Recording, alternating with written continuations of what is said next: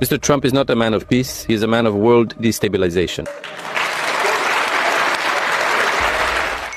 But Iran has shown us that when a people believes in itself, believes in its capabilities, when it is convinced it is a strong civilization, rooted in its own values, well, that people can resist anything. And Iran has just demonstrated that to us. Before we proceed with the full speech, it is important to note that this is an address by the Prime Minister of Senegal, which has sent shockwaves across Africa. In his remarks, he delivers a strong defense of African sovereignty while directly confronting Western powers. To fully appreciate the context and significance of his statements, we will now listen to the complete speech. Removing sitting presidents, simply removing individuals in order to extract them and then subjecting them to your own version of justice is not truly democracy, especially if it is to be properly understood in terms of international law. Which war has been won? None. No war has been won. The United States and the West have engaged in many wars in recent decades. They didn't win the Vietnam War. They didn't win the war in Iraq, in Afghanistan, in Libya, in Syria. They didn't even win the war in Somalia, where they were forced to withdraw, pursued by armed gangs, except for sowing chaos and disorder in their wake. In these countries, none of these wars have been won because none of the objectives have been met. These countries will not be cited as examples of democracy, under the Western conception, of course. What objective was assigned for the war in Iran? It was to replace a regime that has not been done. The same regime, in its most radical and harshest version, will continue, and the United States is forced to talk and negotiate with this regime. Reducing Iran's ballistic capabilities, that has not been achieved. Forcing Iran to renounce all nuclear programs, both civil and military, is not an achieved objective. None of the objectives have been met. And yet, the world is plunged into a chaos that nothing justifies. Mr. Trump is not a man of peace, he is a man of world destabilization.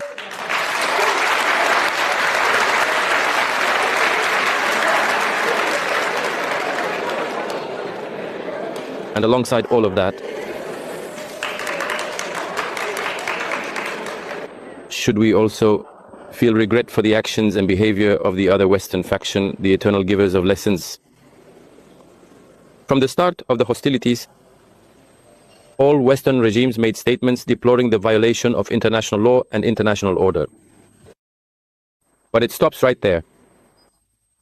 And to soften and justify themselves to their boss, they must nevertheless add that they rejoice that leader Khamenei was executed since he is a dangerous terrorist who oppresses his people. That they rejoice that Nicolas Maduro was exfiltrated because he was a dictator playing a balancing act that nothing justifies. It is not for them to judge and decide for other peoples.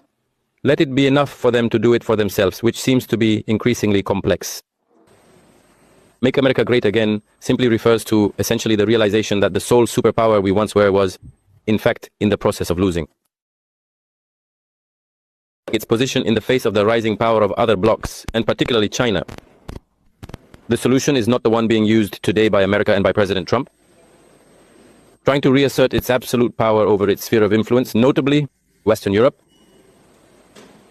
part of South America and the Gulf, trying to cut off supply lines to stifle a competitor at the risk of destabilizing the entire world is not the solution. And the United States themselves will not escape the extremely negative consequences. What are these consequences? Will we witness a rearmament of many Asian countries which, given what has happened, are realizing the limits of American protection?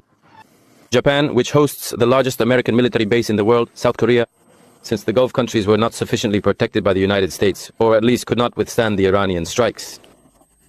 Will countries that have the capacity to rearm, including on the nuclear level, continue to entrust their security or part of their security to the United States of America in the face of China's rising power? This is a question that perhaps researchers will answer, or history in the making.